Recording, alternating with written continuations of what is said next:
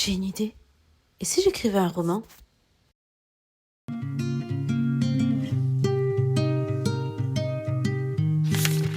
Bienvenue dans Naweltopia. Je suis Nawel, une maman, une infirmière, mais aussi une autrice autodidacte. Ici, on explore le processus créatif, de l'idée à la publication. Je partage mes astuces, mes réussites et mes échecs pour vous aider à donner vie à vos propres histoires. Attachez vos ceintures, on décolle pour un voyage littéraire. Bonjour à tous et bienvenue dans Naweltopia. Je suis ravie de vous retrouver pour ce premier épisode qui, je l'espère, vous donnera envie de vous lancer ou de persévérer dans l'écriture. Le titre d'aujourd'hui, c'est « L'envers de l'écriture ». C'est un peu le côté obscur de la force pour nous, les écrivains. Le moment où on se retrouve seul face à cette fameuse page blanche et on se demande si on est vraiment à notre place. Syndrome de l'imposteur, bonjour! Alors, on ne va pas se mentir. Le processus créatif, c'est un peu le chantier. C'est comme quand on a une super idée de recette, mais qu'on se rend compte en ouvrant le frigo et les placards qu'il nous manque la moitié des ingrédients. Rassurez-vous, c'est normal. Mais pour passer de l'idée et en faire une obsession, pour ma part, tout commence par un éclair. Une image, une phrase, une question qui va s'installer dans un coin de ma tête et alors elle ne me quitte plus. De mon côté, c'était en janvier 2020, pour la première fois. C'est l'année où j'ai décidé vraiment de mettre sur le papier cette idée qui germait et de prendre l'écriture au sérieux. Cette idée, c'est un peu comme une petite étincelle qui menaçait de s'éteindre si je ne m'en occupais pas. Alors, j'ai une histoire qui tourne et tourne et tourne en boucle dans ma tête et elle a comme un besoin de sortir.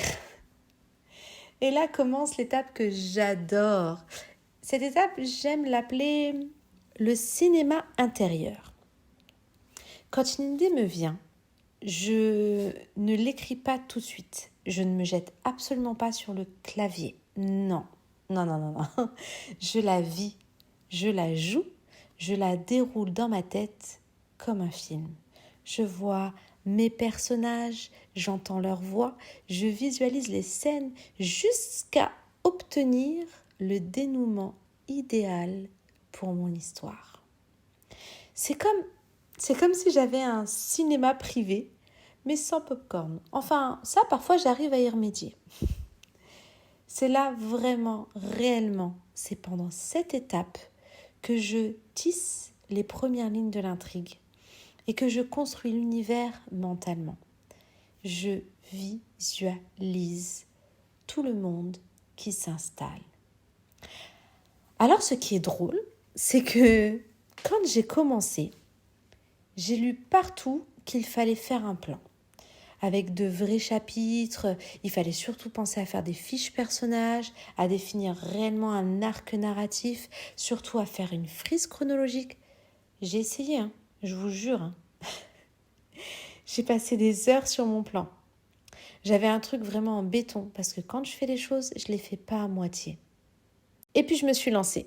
Allez, j'ai ouvert mon clavier. J'ai écrit 2 chapitres. Et devinez quoi, j'ai rapidement tout envoyé balader. Les personnages ont pris des décisions qui n'avaient rien du tout à voir avec mon plan. Oui, les personnages, c'est pas moi qui décide quand j'écris, ce sont bel et bien eux. Alors l'histoire est partie dans une direction totalement inattendue, mais la seule chose qui restait, la seule chose qui n'a pas bougé, c'était la fin. Bref, vous l'aurez compris, le plan m'a lâché en cours de route. Et en vrai, c'est ok. J'ai compris à ce moment que ma méthode à moi, c'était de laisser mes personnages me guider. D'où l'importance de se faire confiance quand on commence à écrire. Il faut vivre l'aventure comme on la sent, sans se laisser parasiter par tout ce qu'on va entendre. Il faut faire ceci, il faut faire cela. Il faut prendre plutôt les remarques comme des conseils et essayer pour trouver sa propre méthode. Mais alors, pour passer de la pensée au premier mot, eh bien, une fois que l'histoire est bien ancrée dans mon esprit, la grande épreuve arrive, la page blanche. Pour moi, c'est un peu comme sauter en parachute sans instructeur. Bien sûr, on va avoir la peur du vide, la peur de ne pas être à la hauteur, la peur d'échouer, la peur d'être totalement nul, d'être à côté de la plaque. Et pendant longtemps, je n'osais absolument pas me faire lire. J'avais la crainte du regard des autres, de la critique. Il a fallu que je comprenne que l'écriture, c'est avant tout un cadeau qu'on se fait à soi-même. Que la première personne pour qui on écrit, en fait, c'est nous.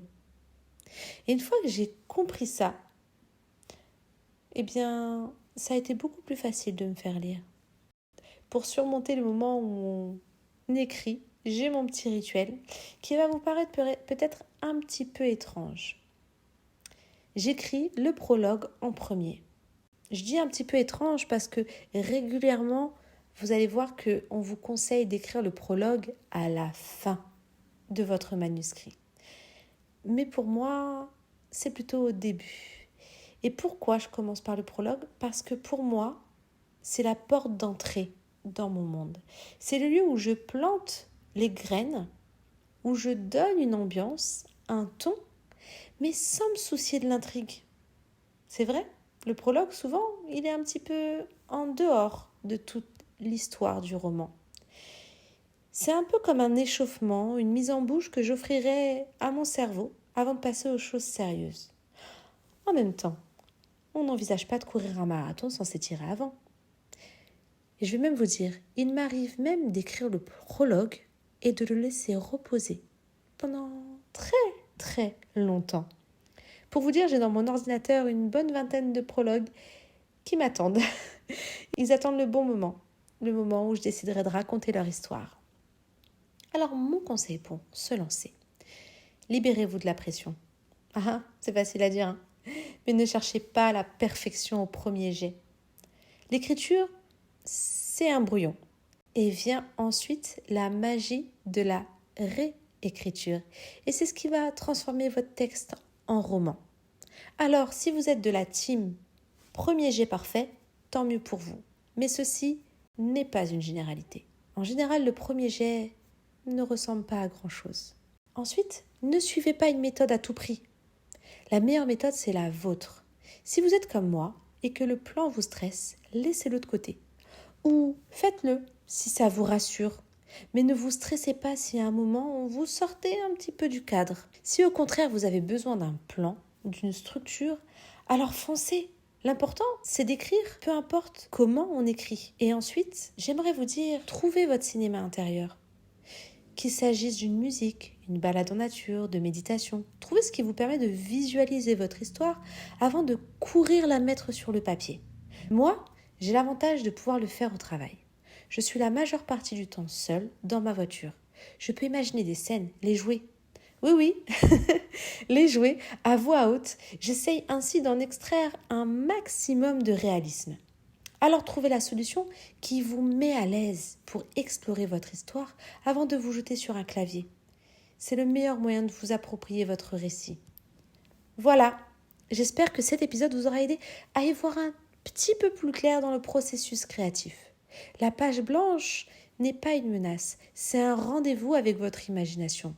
C'est le début d'une aventure, d'un voyage qu'il faut préparer quand on prend l'avion.